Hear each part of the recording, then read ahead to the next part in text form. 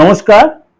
আজকে মাসিক রাশিফল নিয়ে আলোচনা করব। এপ্রিল মাস 2026 এপ্রিল মাসটা সারাটা মাস কেমন যাবে। এই মাসেই রয়েছে বাংলা নববর্ষ, অর্থাৎ 15 এপ্রিল।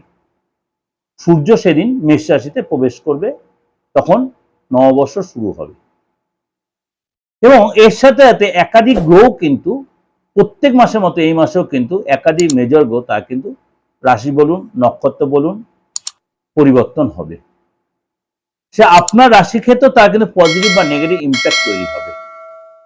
এবার অনেকেই বলছেন, দাদা আমি তো আমার রাশিটাই জানি না। আপনাদের এত টেনশন নেওয়ার কি হয়েছে? আপনাদের একটা নাম আছে, আপনি যে ধর্মের লোক, আপনি তো যে ধর্মের লোক, একটা নাম তো আপনার আছে, আপনার বাবা মা দিক বা আপনার আত্মীয় স্বজন যে কেউ তো আপনার নাম দিয়েছে। এর বেশ একটা বিচার হয়। কিন্তু যারা প্রপার অ্যাস্ট্রোলজি জানেন বা প্রপার অ্যাস্ট্রোলজি করেন, পুরোনো অ্যাস্ট্রোলজার অভিজ্ঞ আছে, তারা কিন্তু জানেন নামের বেশ করে রাশি লগ্ন হয়, আলবাত হয়। আর দ্বিতীয় হচ্ছে, যদি সেটাও আপনার কাছে কনফিউশন থাকে, আপনার হাতটা রয়েছে, আপনার হাতটা দেখাতে হবে না। আপনি মনে করুন কারোর সম্বন্ধে আপনি জানতে চাইছেন, হাতে রেখা দেওয়ার দরকার নেই, তার ফেসটা রিড করে আপনি ছবিতে পাঠিয়ে সেলফি তুলে, সেটা তো অন্তত আপনি 90-95% আপনি তার বিচারটা পেয়ে যাবেন। সেই মানুষটা আপনার জন্য কতটা প্রযোজ্য, কতটা সুইটেবল, বা অ্যাকচুয়াল লোকটার নেচারটা কি। তাহলে একটা অ্যাস্ট্রোলজিতে আপনার সবসময় ডেট অফ বার্থ থাকতেই হবে, এমন কোনো কথা নেই। অনেকেই বলে ডেট অফ বার্থ ছাড়া প্রেডিকশন, অনেকে আমাকে কমেন্ট সেকশনে লিখছেন, আলা আপনার সর্বৈব ভুল। যারা আগে লক্ষ লক্ষ কোটি কোটি বছর আগে যখন অ্যাস্ট্রোলজিতে ছিল, এই অ্যাস্ট্রোলজি তার আজকের সাবজেক্ট নয়। সুতরাং তখন তো ডেট অফ বার্থ অনেকে লোকে মানতো না বা বুঝতো না। তখনও কিন্তু অ্যাস্ট্রোলজি বিচার তো হাতটা দেখেই, বুঝেছেন? তখন কিন্তু ফেসটা রিড করে বিচার হতো। ডেট অফ বার্থটা অবশ্যই প্রয়োজন। যারা ল্যাপটপে অ্যাস্ট্রোলজি খুলে বলছে আমরা কিন্তু ল্যাপটপ দিয়ে অ্যাস্ট্রোলজিটা শিখে আসিনি, আমরা এফএমএস দেখে ডেট অফ বার্থ থেকে মিলিয়েছি। অনেকে হয়তো এখনকার অ্যাস্ট্রোলজার যা উঠতে আসে তা এফএমএস কথাটাই হয়তো অনেকে জানেন না। এফএমএসটা আবার কি জিনিস? এফএমএস দেখে সূর্য, চন্দ্র বা নক্ষত্র আদার্স যে ব্যাপারগুলো আমরা ওই দেখে আমরা প্রেডিকশন করতাম, বা আমরা ওই খড়ি কেটে কেটে ছক করে বিচার করেছি। ঠিক আছে, শুধু অ্যাস্ট্রোলজিটাকে অ্যাস্ট্রোর মতোই নিন। আপনি বোঝেন না বা আপনি সেরকম লোকের পাল্লায় পড়েননি, সেরকম লোককে দেখেনি, সেটা আপনার ব্যক্তিগত ব্যাপার। অ্যাস্ট্রোলজি এতটাই সায়েন্টিফিক, এই যে সূর্য, চন্দ্র বা আদার্স গ্রহ আসে সিচুয়েশনের উপরে অ্যাস্ট্রোলজি বিচার হচ্ছে। সুতরাং অ্যাস্ট্রোলজি অবশ্যই সায়েন্টিফিক, আমি বলছি সায়েন্টিফিক। যদি কখনো প্রুভ করতে, একটা ভিজিট দিয়ে আমাকে প্রুভ করতে আসতে হবে। একটা ভিজিট কিন্তু অবশ্যই, উইদাউট ভিজিট আমি আপনাকে মানে ভুলেও সময় নষ্ট করবো না। যাই হোক, আপনার ডেট অফ বার্থ থাকুক আর নাই থাকুক, দেশে বিদেশে যে কোনো, আর একটা কথা বাংলাদেশের লোকেদের কথা বলছি, আপনাদের কাছে আমি হাত জোর করে বলি, আপনারা তো আমার থেকে প্রেডিকশন নেওয়ার জন্য খুবই উদ্গ্রীব হয়ে আছেন, আমিও খুব ইন্টারেস্টেড আপনাদের প্রেডিকশনে, কিন্তু আপনাদের দেশে আমি যেতে পারছি না এই মুহূর্তে, যারা আমাকে অনেকে ইনভাইটেশন দিয়েছেন। কিন্তু আপনি যদি আমার থেকে মানে প্রেডিকশন নিতে চান অনলাইনে উইথ রেমুনারেশন, উইথ ফিজ, তাহলে আপনারা আমাকে সিস্টেমটা একটু জানিয়ে দিন, কিভাবে আপনাদের সাথে আমি কন্ট্যাক্ট করবো, কিভাবে আপনাদের আমি সার্ভিসটা দিতে পারবো। এটা আপনাদেরই আমাকে জানাতে হবে, কারণ এটা সম্বন্ধে আমার কোনো ধারণা নেই। কারণ আপনাদের বিকাশ বলুন বা আদার যেসব সিস্টেম আছে অনলাইনে টাকা পেমেন্টে, সেগুলো আমাদের এখানে কতটা গ্রাহ্য বা যুক্তি হয়েছে আমি জানি না। আজকে বলবো, এই যে এপ্রিল মাসে একাধিক গ্রহ যে তার পরিবর্তন হবে। প্রথম কথা, সূর্য মেষ রাশি তার উচ্চ রাশিতে প্রবেশ করবে, সেই দিন হবে 1 বৈশাখ বা 15 এপ্রিল। মঙ্গল দীর্ঘদিন পর শনির রাশি ছেড়ে বৃহস্পতি রাশিতে গমন করে, সেখানে শনির সাথে জুতি তৈরি করবে। দীর্ঘদিন পর শনির রাশি ছেড়ে বৃহস্পতি রাশিতে গমন করবে, সেখানে শনির সাথে জুতি তৈরি করবে মীন রাশিতে। এরপর বুধ দীর্ঘদিন পর, অর্থাৎ অস্ত গেল, উদয় হলো, বক্রী থেকে মার্গী হলো, এরপর সে যাচ্ছে মীন রাশিতে, সেখানে একটা কম্বিনেশন তৈরি হবে। শুক্র অলরেডি মেষ রাশিতে পৌঁছে গেছে। কত তারিখ থাকবে? 19 তারিখ পর্যন্ত থাকবে। শুক্র এখানে একটু নেগেটিভ ফল দেয়, কিন্তু সব জায়গায় শুক্রের ট্রানজিট আমি আলোচনা করি, সব নেগেটিভ ফল, এত ভয় পাওয়ার কিছু নেই। 19 তারিখে আবার বৃষ রাশিতে চলে যাবে, সেখানে মালব্যযোগ তৈরি হবে। শুধু এই যে সূর্য বললাম, মঙ্গল বললাম, বুধ বললাম, শুক্র বললাম, এই যে চারটে মেজর গ্রহ, তার রাশিটা চেঞ্জ হলো, এরপর নক্ষত্র চেঞ্জ আছে, কেতু আছে, রাহু আছে, চন্দ্র তো 2.5 দিনে 2.5 দিন অন্তত তার সিচুয়েশন চেঞ্জ করছে, সুতরাং সেটা আপনাকে তো এফেক্টেড। তাহলে আপনার ক্ষেত্রে সারাটা মাস কেমন যাবে একটু আলোচনা করি। কন্যা রাশি, কন্যা রাশির ক্ষেত্রে আপনার ক্ষেত্রে গোরাশি সিচুয়েশন আলোচনা করি। মঙ্গল, বুধ, রাহু আপনার ষষ্ঠতে বসে আছে। কতদিন থাকবে? মঙ্গল 3 এপ্রিল আপনার সপ্তম স্থানে চলে যাবে। বুধ 10 তারিখ আপনার 3rd হাউসে চলে যাবে, অর্থাৎ সপ্তম ঘরে যাবে, মাফ করে সপ্তম ঘরে, অর্থাৎ মঙ্গলও চলে যাবে 3rd এপ্রিল আপনার সপ্তম ঘরে, বুধও যাবে আপনার 10th এপ্রিল সপ্তম ঘরে, রাহু অ্যাজ ইট ইজ আপনার ষষ্ঠ হাউসেই থেকে যাবে। সূর্য শনি মানে জ্যোতি তারিখে আপনার সপ্তম হাউসে রয়েছে, এই সূর্য অষ্টম হাউসে যাবে 15 তারিখে, সূর্য অষ্টম হাউসে যাবে 15 তারিখে, শুক্র অলরেডি অষ্টম হাউসে বসে আছে, 19 তারিখে শুক্র যাবে আপনার 9th হাউসে, 19 তারিখে শুক্র যাবে আপনার 9th হাউসে, এবং দেবগুরু বৃহস্পতি আপনার 10th হাউসেই আছে, মার্গে সেখানেই থাকবে, এবং কেতু রয়েছে আপনার 12th হাউসে, কেতু রয়েছে আপনার 12th হাউসে, অর্থাৎ ব্যয় ঘরে। এই হলো মোটামুটি আপনার গৌরাশির সিচুয়েশনে কখন সিচুয়েশন চেঞ্জেস তার উপর বেস করেই কিন্তু পুরো 7টা মাসের প্রেডিকশনটা আপনাদের কাছে আমি প্রেজেন্টেশন দিচ্ছি। প্রথমে বলি আপনার শরীর স্বাস্থ্যটা কেমন যাবে। শরীর স্বাস্থ্য যদি আমার ঠিক থাকে তাহলে আপনার অর্থ আসবে, তাহলে আপনার কেরিয়ার তৈরি করতে হবে, তাহলে আপনি সব জায়গাগুলো আপনি ডেভেলপ করতে পারবেন। শরীরটা আমাদের ঠিক আছে, শরীরটা আগে জানতে হবে শরীরটা কেমন। প্রথমে বলি কেন আপনার রাশির বা অধিপতি হচ্ছে বুধ। বুধ এই মুহূর্তে আপনার বসে আছে আপনার ষষ্ঠে, বুধ বসে আছে ষষ্ঠে, 10th এপ্রিল পর্যন্ত, এখানে 10th এপ্রিল পর্যন্ত আপনার ষষ্ঠ হাউসেই থাকবে। এই বুধ 10th হাউস পর্যন্ত আপনাকে কিন্তু প্রচন্ড একটা মানসিক অস্থিরতা দেবে, টেনশন দেবে, চাপ দেবে। এসে কিন্তু আপনার গ্যাস অম্বলের প্রবলেম, পেটের প্রবলেম, নার্ভের প্রবলেম, প্রেশারটা বেড়ে যাওয়া, পড়ে গিয়ে চোটার লাগা, ইরিটেশন, ইরিটেটেড হওয়া, এইসব কিন্তু হতে হবে, মাইগ্রেনের ব্যথা, এইসব কিন্তু আপনাকে ভোগাবে। বা দেখা গেল আপনার স্পন্ডিলোসিসের ব্যথা, এগুলো কিন্তু আপনার কষ্ট, নার্ভের প্রবলেম বা আপনার পেটের কোনো প্রবলেম ভুগতে হতে। এসে কিন্তু আপনার বাড়িতে কোনো বয়স্ক লোকের হেলথ নিয়ে ডিস্টার্ব বা আমার হেলথ নিয়ে ডিস্টার্ব হতে পারে। কতদিন পর্যন্ত? 10 তারিখ পর্যন্ত। 10 তারিখ পর্যন্ত আপনার হেলথ নিয়ে কিন্তু সতর্ক থাকতে হবে। 10 তারিখ পর্যন্ত আপনার হেলথ নিয়ে কিন্তু সতর্ক থাকতে হবে। 11 তারিখের পরে যখন যুবরাজ বুধ আপনার মানে ষষ্ঠ হাউসে সপ্তম হাউসে প্রবেশ করে, তখন আস্তে আস্তে হেলথে যারা ঠিক হবে এবং বা আমার হেলথও কিন্তু ঠিক হবে। আর হাতটা নিয়ে অনেকেই বলছিলেন দাদা হাতটা না, হাতটা এমন একটা জিনিস না, সূক্ষ্মাতি সূক্ষ্ম রেখা দিয়ে বিচার হয়। আপনার বাড়ির কোন দিকে ডোবাটা রয়েছে, আপনার বাড়ির কোন দিকটা ডিস্টার্ব হয়েছে, আমি হাত দেখে বলে দিই। যারা আমার পুরনো ভিউয়ার্স বা পুরনো ক্লায়েন্ট রীতিমতো আমার কাছে আমার সাথে যোগাযোগে রেখেছেন আজ 29 বছর ধরে, তাদের প্রত্যেকে, হয়তো অনেকে তাদের ডেট অফ বার্থ নাই, বয়স জ্যেষ্ঠ যারা আছেন, তারা বাড়িটা তো বাড়ির যে গার্জিয়ান তার উপর বেস করে দেয়, সে যদি বেঁচে থাকে উনি, তার হাতটা তার ডেট অফ বার্থ, তার হাতটা বেস করে কিন্তু বাস্তু রেক্টিফিকেশন করা হয় বা করি আমি। আমার বাড়িতে যাওয়ার দরকার হয় না, ঠিক আছে? সুতরাং হাত এতটাই যুক্তি, অনেকে বলছে হাত দিয়ে বিচার না, আলবাত হয় হাত দিকে বিচার। তাহলে পামের এই সিস্টেম না, পাম দিকে বইগুলো এমনি এমনি বেরায়নি, ঠিক আছে? পামটা হচ্ছে খুব সায়েন্টিফিক, যারা বিচার জানে, সূক্ষ্ম সূক্ষ্ম রেখাতে বিচার হবে।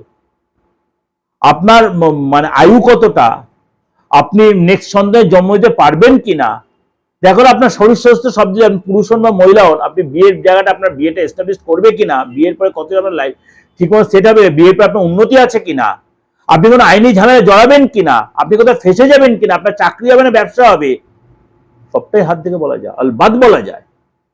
ফিসটা কিন্তু দিতে হবে, 200-400 টাকা ফিস আমার নয়, আমার ফিসটা হাই। সুতরাং আপনি প্রেডিকশনটা সেভাবে, সার্ভিসটা মাত্র সেভাবে পাবেন। সে অনলাইনে করুন আর অফলাইনে। অনলাইনে হলো এখন যে সিস্টেম, সবার হাতে মুঠোফোন এসে গেছে, বড় ফোন কম বেশি সকল হাতে, আপনি ভালো করে ক্লিয়ার করে হাতের ছবিটা পাঠিয়ে দিয়ে, ফিসটা দিয়ে, মুখের ছবিটা দিয়ে পাঠিয়ে দেবেন, আপনার বিচার আপনি পেয়ে যাবেন। আর্থিক জায়গাটা বলি, আপনার যেহেতু অষ্টমে শুক্র রয়েছে, 19 তারিখ পর্যন্ত আপনাকে আর্থিক জায়গাটা একটু সতর্কভাবে এগোতে হবে। বিশেষ করে খরচটা কন্ট্রোল করতে হবে। যদি আপনি চাকরি করে থাকেন, স্যালারিটা হয়তো আসবে একটু দেরি করে আসবে, বা কোনো কারণে স্যালারিটা একটু ডিলে করতে পারে। বা আপনি হয়তো এক্সট্রা কিছু এক্সপেক্ট করছেন, সেটা তো আটকে যেতে পারে। সেটা আপনাকে একটু সতর্ক থাকতে হবে, কন্ট্রোল রাখবেন, রাগ কন্ট্রোল রাখবেন। খরচ কিন্তু আপনার বেড়ে যাবে। নতুন কোনো ইলেকট্রনিক্স আইটেম বা এই সময় কিছু কেনাকাটি পারপাসে আপনার খরচ হতে পারে। আপনি কিন্তু ইনভেস্ট এড়িয়ে চলবেন। ইনভেস্টেশন একদম করাটা ঠিক হবে না। এই সময় ভুলেও কাউকে কিন্তু টাকা ধার দেবেন না। টাকা ধার দিয়ে কিন্তু এই সময় কিন্তু লস হয়ে যেতে পারে। ফিনান্সিয়াল জায়গাটা একটু আপনার ডিস্টার্ব, ফিনান্সিয়াল জায়গাটা একটু চাপ হতে পারে। খরচটা আপনার অনেক বেশি কন্ট্রোল করতে হবে, আননেসে অনেক খরচ হয়ে যেতে পারে। যখন 19 তারিখ মানে শুক্রদেব আপনার বিশ্বরাশিতে প্রবেশ করে, তখন কিন্তু আপনার ইনকাম যারা ডেভেলপও করবে, আপনার খরচও কন্ট্রোল হবে, আপনি এই সময় সেভিংসও করতে পারেন, অর্থাৎ ওভারঅল কিন্তু আস্তে আস্তে যারা ডেভেলপ করবে। তাহলে সবারকে তা না, আপনাকে কিছু না যায় নিজেকে একটু কন্ট্রোল রাখতে হবে। ফ্যামিলি লাইফটা বলি, দেবগুরু বৃহস্পতির কারণে আপনার কিন্তু ফ্যামিলি লাইফটা কিন্তু বেশ ভালোই কাটবে। বিশেষ করে বাড়িতে কোনো পূজা পাঠ হতে পারে, ধার্মিক কোনো অনুষ্ঠান বা কোনো ধার্মিক কাজে বা ধার্মিক কোনো তীর্থস্থানে আমি যেতে পারেন বাবা মাকে নিয়ে, গুরুজনদের নিয়ে, সেখানে সময় কাটালেন। কোনো বিয়ে অনুষ্ঠান, কোনো ম্যারেজ পার্টি বা কোনো অ্যানিভার্সারি, এরকম কোনো জায়গায় গেলেন, অর্থাৎ একটা সুস্থ পরিবেশ থাকবে।